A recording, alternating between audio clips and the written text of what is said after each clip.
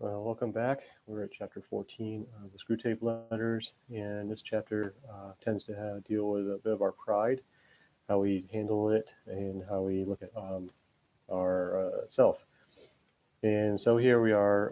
It starts off, one of the things he starts off, Screwtape scolds Wormwood, and he basically uh, he talks about how not even the expectation of endowments of grace for life, but only a hope for daily and hourly pittance to meet the daily and hourly temptation. Um, and so it's kind of bad that he says that in terms of what they're looking at. So um, it's looking at um, well, that's a tough one. So I'm gonna move on. And making a bumble there, but let's move on to the next part where it's a little more clear what Screwtape's trying to get at, and it's talking about humility and humbleness, and how even in our humility we can have pride enter in. Um, in this case, he talks about how you can have a statement of "By Jove, I'm being humble," and or somebody can flout being humble in ways such as giving things up. Denying themselves certain elements or things in life, and then by that means they claim themselves humble. Somebody who flouts driving a very cheap car when they can afford a big one. Say they drive a old beat up VW van from the 1960s when they can easily afford a nice new you know BMW. Just some example, and they flout it as being humble, and that's not what they want. Um, and what God wants, and what the devil doesn't want, is he wants us to turn our attention away from ourselves, turn towards God, and turn towards our neighbors. And in that way, we're not focusing on ourselves. Um, and what the devil tries to do is to use a method of saying of thinking that our blessings, our gifts, are to be shamed upon.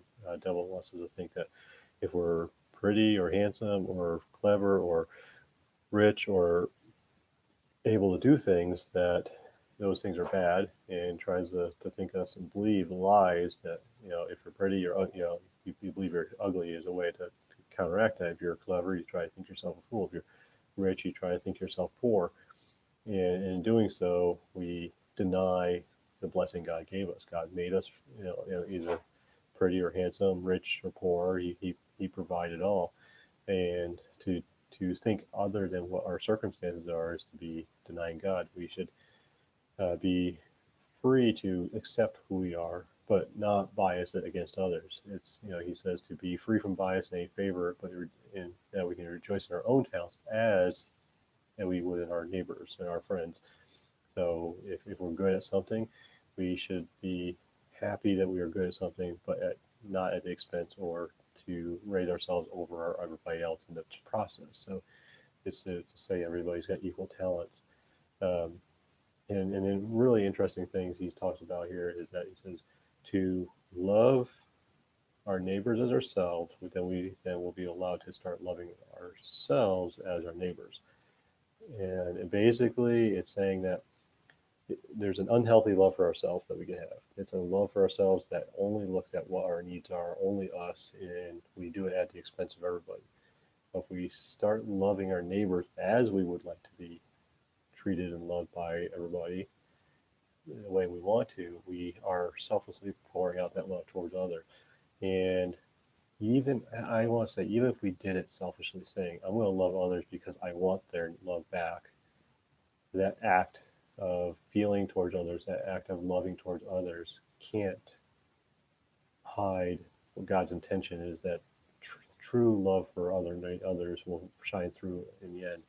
We will, through that, become compassionate towards others. We will, the love that we show others, even if it is in selfish mean gains, it will either reveal itself severely as a false face if somebody holds it up, or if we truly are loving others, with true compassion as we would want to be loved, even if it is to be get to love, that love, that true compassionate love for others, will then override, and we will then start seeing and loving ourselves as we want to see love our neighbors.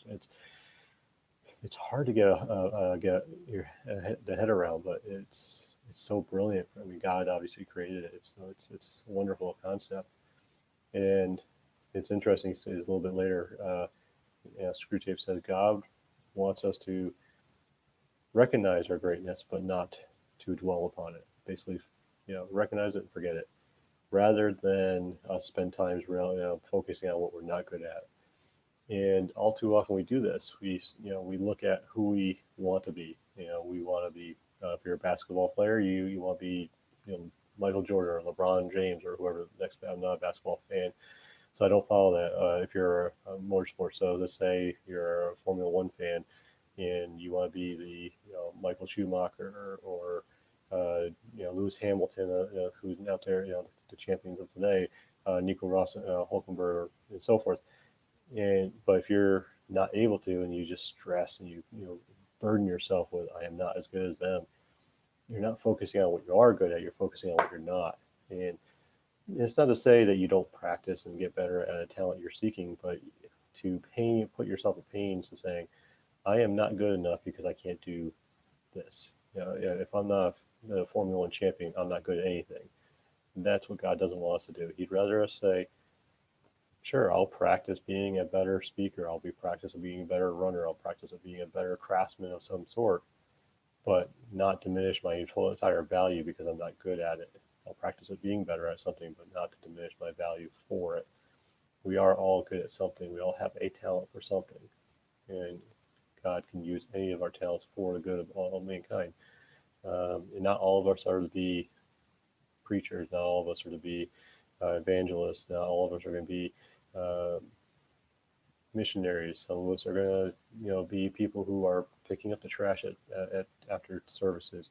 And while it's not a glamorous job, somebody's got to do it. Otherwise, the trash sits there, and then it starts looking bad. And it's like the mom who picks up after the children. It's not fun, but somebody's going to do it. You're not going to. If you got a baby, you're not going to let the, you're not going to say the baby change your own diaper. The baby doesn't know how. You have to do something for other people because that's the jobs you have. Otherwise, it's the compassion we have towards others. We do things out of compassion for others. But interestingly, the idea of recognizing our talents and then not worrying about them is the same with recognizing our sin and then forgetting about it. God also doesn't want us dwelling on our sin, because all of that leads to self-thought. If we are self-focused, we are not worrying about others. If we're so focused on what we're not good at and what our sins are, we're more worried about us. It's an I didn't do this well. I didn't do this right. I'm not good enough. Rather than saying, how can I help you? How can I work with them? How can I help them out? What can I do for them? If we constantly focus on what can I do for somebody else? What can I do for them? How can I help them? What can I do for you? What can I do for that person there? Then yes, we may fault, we may sin, but we are serving God in the kingdom through selfless acts towards others. But we constantly are saying, I didn't do well. That's not getting us any closer to doing what God wants to do. So we just have to think outward, not inward. So I think that wraps up chapter 14, pretty short, and we'll see you in chapter 15.